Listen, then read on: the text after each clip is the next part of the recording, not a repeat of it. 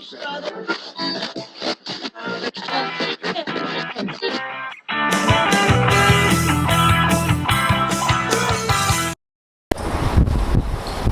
from the Gospel of Matthew, Gospel of our Lord Jesus Christ, Matthew 5 and verses 1 to 12. About of the Beatitudes, the Beatitudes. Now when he saw the crowds, he went up on a mountainside and sat down. His disciples came to him, and he began to teach them, saying, "Blessed are the poor in spirit, for theirs is the kingdom of heaven. Blessed are those who mourn, for they will be comforted. Blessed are the meek, for they will inherit the earth. Blessed are those who hunger and thirst for righteousness, for they will be filled. Blessed are the merciful, for they will be shown mercy. Blessed are the pure in heart, for they will see God. Blessed are the peacemakers, for they will be called sons of God. Blessed are those who are persecuted because of righteousness, for theirs is the kingdom of heaven. Blessed are you when people insult you, persecute you, and falsely say all kinds of evil against you because of me. Rejoice and be glad, because great is your reward in heaven, for in the same way they persecuted the prophets who were before you."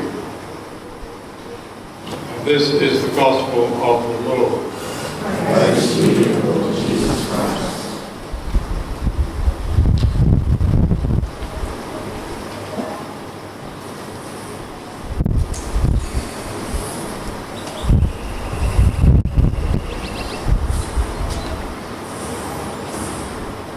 Let's pray. God bless Australia. Guard her people, guide her leaders, and give us peace. For Jesus Christ's sake. Amen.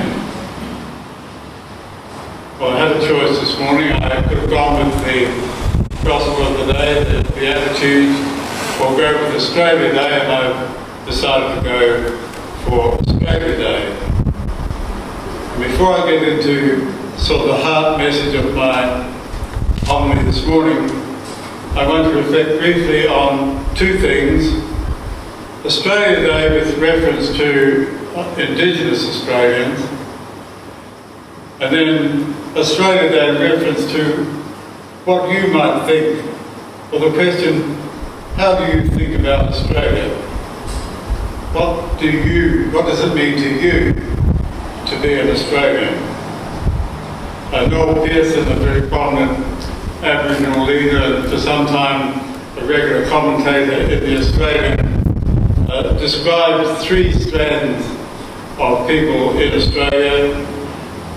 One first being the first peoples of the land, the other second strand, the British settlers who came thousands of years later, beginning in 1788, and then the later and great waves of immigrants from other parts of the world, especially from Europe, all who become engaged in the process of striving and becoming bonded together into a strong, diverse, and we pray united nation. Each strand having an intrinsic and real part to play in the life of our country. So first of all, the Indigenous question. In a brief article on Thursday's Courier Mail, Ken White, who is not only an Aboriginal leader of some prominence, but he's the Federal Minister for Indigenous Australians, in a very short but pertinent article, he affirmed that Aboriginal culture certainly is worth celebrating as we celebrate Australia Day. He quoted a poem from Dorothy McKellar called My Country, which has words very similar to our national anthem, a poem that celebrated the physical features of our continent, marking both its beauty and its terror. And then he made it clear that he was very mindful of the tragedy and terror of the bushfires, and clearly acknowledged the unprecedented outpouring of love and care that so many Australians have shared and shown to so many others in this time of crisis. And then he acknowledged, as he should have and as we should do, that for some Australians, particularly for Indigenous Australians, the 26th of January is a difficult day, a very difficult day. For so many Indigenous people, it reminds them of the dispossession that occurred with the arrival of the First Fleet, an event that would forever impact and change the way of life for Aboriginal and Torres Strait Islander people. And it's only in quite recent times that we've begun to have real conversations with each other for reconciliation and about the way forward. And Indigenous people are not yet recognised in the birth certificate of our nation. Not yet. So we should, I think, in celebrating Australia Day, be aware that for many Indigenous Australians and others alongside them, this day is marked as Survival Day or Invasion Day. What should we do? Well, certainly on Australia Day and on any other day, we should be praying for an Australia Day that will be underpinned by true reconciliation and healing of all the unfinished business that still needs to be attended to.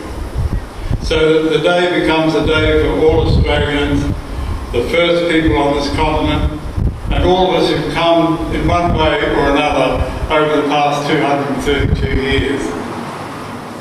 So that we truly come to celebrate our unity as a people. So that was one point. Besides, the other one is, well, what do you think it means to be an Australian? And how do you think Australia is going today? I want to just make reference to Hugh Mackay. Many of you will know of Hugh Mackay, his writing and research. He's a prominent social researcher, and in a very recent book, Australia Reimagined, or Reimagined Australia, he shares a host of highly pertinent observations about our everyday life as citizens of Australia. And here are a few dot points I've taken from his writing. He says we're an increasingly fragmented society, and we're being blown up by individualism. And I think that's just so awfully true. We're becoming ever more and more individualistic in our approaches to our neighbours and to everything else. He says there's an alarming disconnect between lots of Australians who say everything's hunky-dory, it's all fine. Australia's just great, lovely place to live in, and that's about it. There aren't any troubles and nothing to worry about. And they're disconnected from multitudes of concerned Christians concerned Australians who have a contradictory perspective and believe that we do have grounds for some very great disquiet about the direction that we're taking, if we know what it is, in Australia today. Another dot point is he says we're all being touched in one way or another by anxiety. I did wonder this morning if was anyone anxious about the fact that I'm the picture this morning. 2 million Australians are said to be suffering at the present time one form of anxiety or another. So it'd be a bit hard to believe that none of us are touched by the fact that someone near us is suffering from anxiety. And unfortunately, people seem to escape from, I keep using that word, retail therapy is something that a lot of people pursue. They don't need something more, but they'll go out and buy something more, and sort of as a way of relaxing and escaping, as it were, from anxiety. Others don't do any retail. They probably sit at home and harking back saying, wish we could have the old days. But that's just as fruitless, because we won't have those old days again. Another point, 75% of Australians are disillusioned by politics. I wonder if you're one of them. We shouldn't be surprised, 75%. Then he says the irony of IT, as wonderful as IT and all the new technology is, put that alongside the fact that so many of us claim to be too busy to do all that we should be doing. And I get very disturbed when I see a Christian proudly wearing a badge telling everyone how busy they are. I usually feel a bit suspicious of their qualifications. It probably means they haven't got enough time for God, for a start. Just a question. And he says the big thing about that technology is what it's doing for so many people is decompassioning them, it's limiting, reducing their sense of compassion and care for others. Think about it. Then he says, the great need we have, I think this links up, the whole thing leads up with that wonderful homily we had last week from Ivan, with John the Baptist pointing out, there, look, there's the Lamb of God who takes away the sin of the world. And Ivan saying so clearly, the trouble with the world, the big trouble with the world, isn't climate change or anything else, it's human sin. And that includes Australia. There's a lot of human sin in Australia. And he says, Hugh Mackay says, we've got an immense need for more compassion and to know what it really means to love your neighbour. We heard that in our introductory time this morning. And I look over there and I see the locked-in community. I think, what's that saying about neighbours? About being discriminating, about saying there's neighbours we'd like to have inside a safe wall, and there's neighbours we don't want to have, so we'll lock them out. Think about it. The need to love all our neighbours, every one of them. He says 60% of Aussies still claim to pursue religion as a general word in one way or another. I don't like the word religion because I don't believe for one moment Jesus is asking us to be religious. He's asking us to put our faith and trust in Him and major on loyalty and trust and love for Him and for others. And the last point I had was the clock on species survival is ticking. And there's been stuff on telly just in the last day or two about with the doomsday clock being ever so much nearer to 12, to striking 12 as it has before. So there's an aside to what I'm coming to. 1 Peter 2:17, show proper respect to everyone, love the brotherhood, fear God, honour the King. Shades of Boy Scout days or Girl Guide days. Proverbs 29:2, when the righteous thrive, the people rejoice. When the wicked rule, the people groan. Ever sense that? When the wicked rule, the people groan. So now I want to focus on what is set for the second reading today, which we had in the early service. And because we don't have it here, I'm going to come to that in a moment. It's the call to all Christians to pray for our leaders and for all who have authority over us.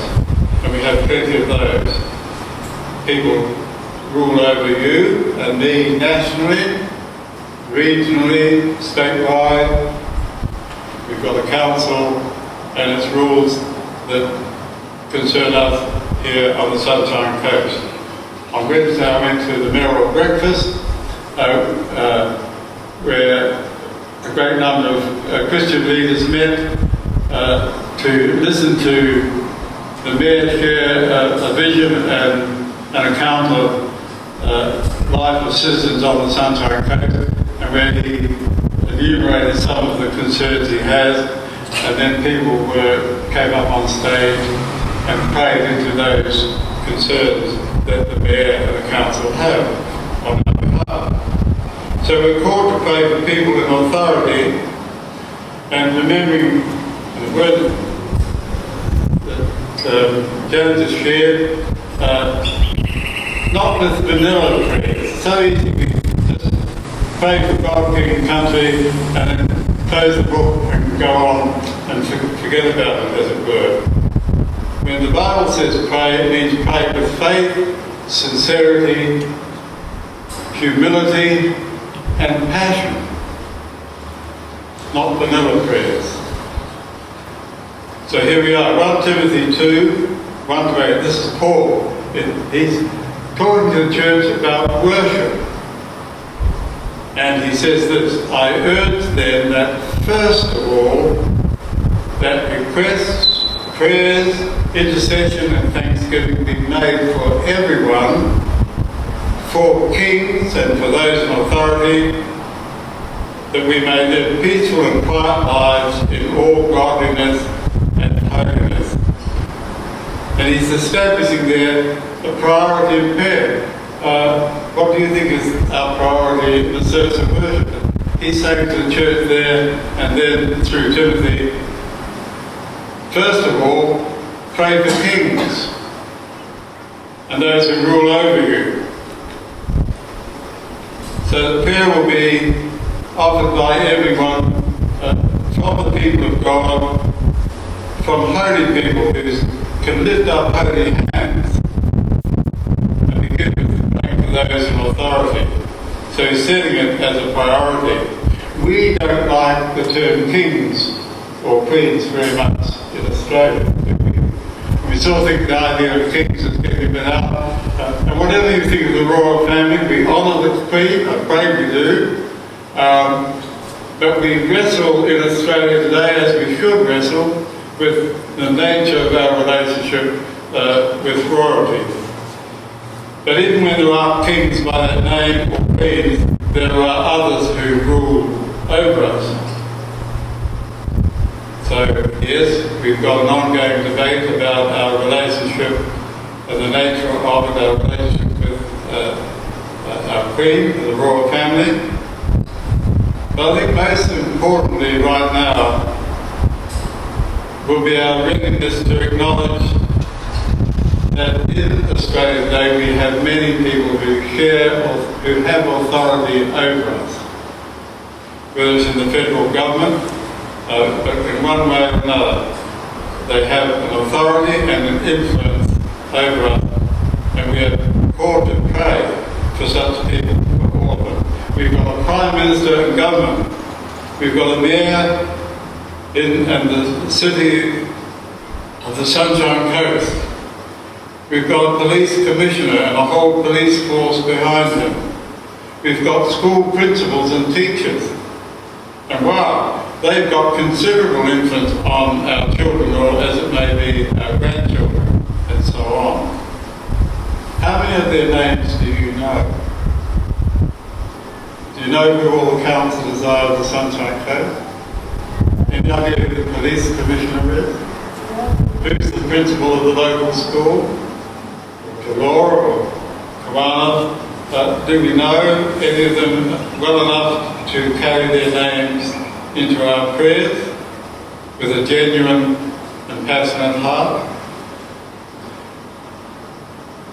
I remember a few years ago, I think it was 1916, when there was that one of those awful massacres in the USA, Orlando, and the Archbishop of Catholic Archbishop of the Archdiocese of Brisbane, who was in Rome at the time and was talking back to his people. He said this, that as surely as essential as prayer is, without action it will wither into evasion.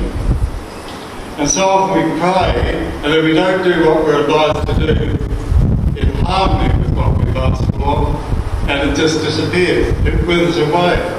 I say to kids at school, did over many years, if you pray, how many of you pray for Dad and Mum? Up go the hand, every hand goes up, of course. Believers or non-believers, everyone prays for Dad and Mum. I said, put your hand down. Now how many of you drive Dad and Mum up the wall a few minutes later just after you've prayed for them, and then one or two hands will come up, acknowledging really that they really haven't gone along with the prayer at all. And so often, even in areas like praying for our leaders, we give up on those prayers all too soon, and we allow it to just wither away. You see, it might be that we should be writing a letter to a parliamentarian. It might be that we should be joining in a street protest. Heaven forbid, I might hear someone say. But what is the appropriate action when we're deeply concerned about what's going on? Do we just grizzle and groan? Do we cast aspersions at our parliamentarians? What do we do? When Jesus was speaking to people about the church, he said, the gates of hell will not prevail against you. He was implying that the church would be storming the gates of hell, not running the other way. Think about that. How often do we pray for something, leave it to God, without picking up from God what it is that we should be doing about that prayer, and away we go. So why does Paul urge us to pray for all people, especially those on government level and those in authority over us? And here I might add a little word which I think is a good word from Human Heart. He said we should stop calling our representatives in Parliament, stop calling them politicians and start calling them parliamentarians. I think, wow, that would make a huge difference, because we can run away with the business of politics and politicking when these men and women are there to represent us. That's their task, and they're there as parliamentarians. Not get caught up in politicking so much as to guide through good policies and represent us responsibly. So, just quickly, some of the reasons Scripture gives us for praying for our rulers. And the first is there in Paul to Timothy. If you go back to that reading, I don't think I read it to you. Yes, I read a little bit of it to you. The first is that our leaders influence our lives. They do have a great influence over us, whether it's in the state, whether it's as a nation, whether it's on the Sunshine Coast. As I use an old illustration of mine, if a garbage collector makes a mistake and backs his truck into the garbage bin, about the worst thing that could happen is someone might have to go and buy a new bin. But if the Prime Minister, or the Mayor, or the Chief of Police, the Police Commissioner, or a school principal makes a mistake, then maybe, perhaps not the entire nation, but maybe the entire nation, or the entire region, or the city will suffer as a result. So we need to pray for those who have such an influence. We need to pray for people in authority because their lack of influence in some areas. So many leaders are not qualified, they're not miracle workers, they're not qualified to do all we expect they will do.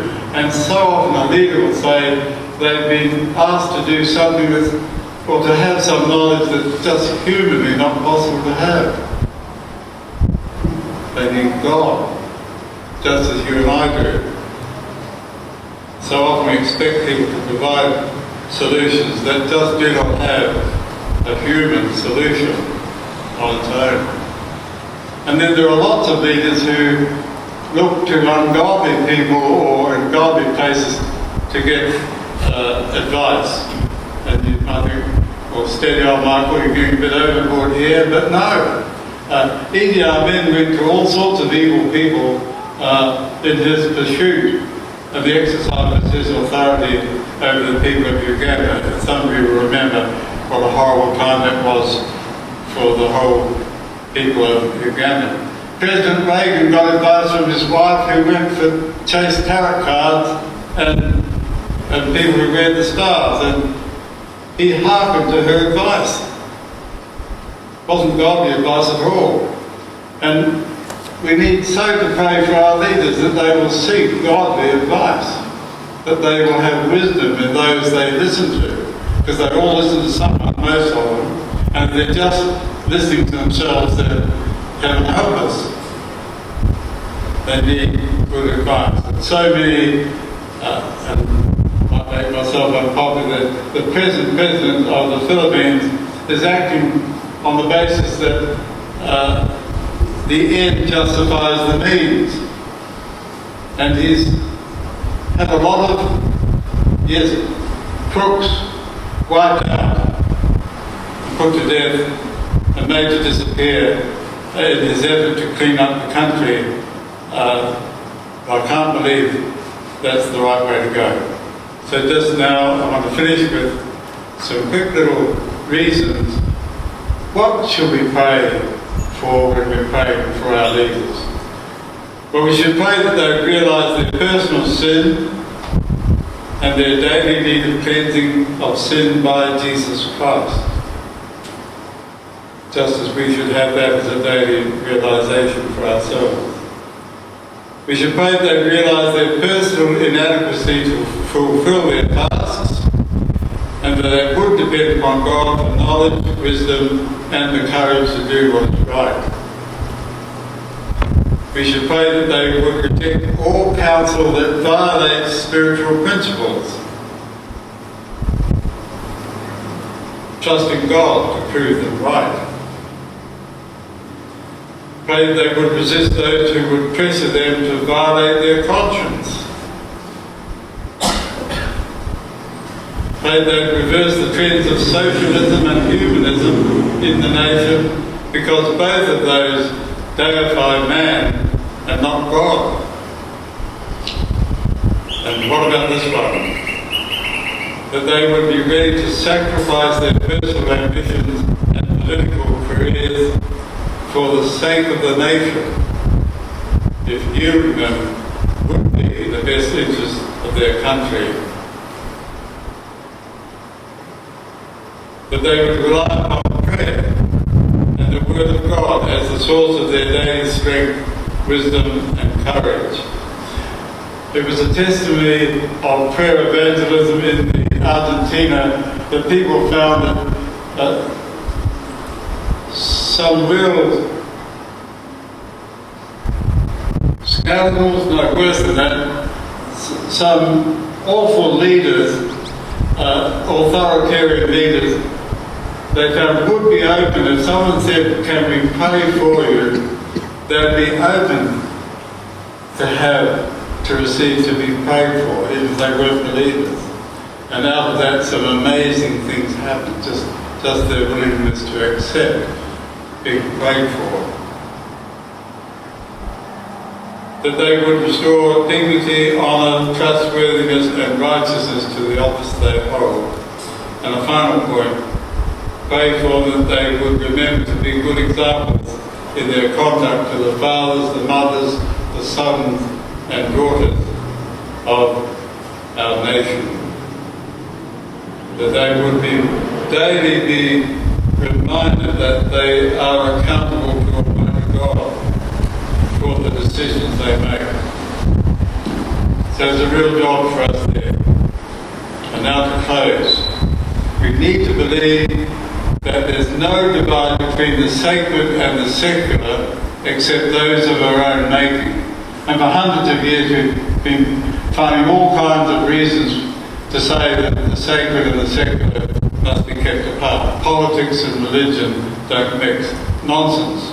Absolute nonsense. The truth is that God cares about every area of your life and mine and of everyone else's. Can we mix politics and religion? Absolutely. Can we mix our faith with the demands and the disciplines of what it means to be a good citizen? Yes. Why? Because Jesus did. And we're called to be like him and to act like him. We're called to be salt and light in our communities. We're not called to go and upset, engage the community, stir them up in some adverse way. We're not meant to desert our communities, as the church has done so often. We're meant to engage the community. We're meant to be, as Steve's been saying so beautifully in his sermon, we're meant to be a church of the baptized, the church of those who are immersed in Jesus, soaked in Jesus. We're meant to be the church of the Epiphany, church shining the light of Christ. And a real part of doing that will be to pray faithfully for those who have authority over us. Yes, it is possible to pray for the city and pray to God at the same time. And we're all called to be good citizens of Australia and of the Sunshine Coast. My final point being, each one of us is to be a fruit bearer in the community. And no one, not one of us, is called to be a fruit inspector. Amen.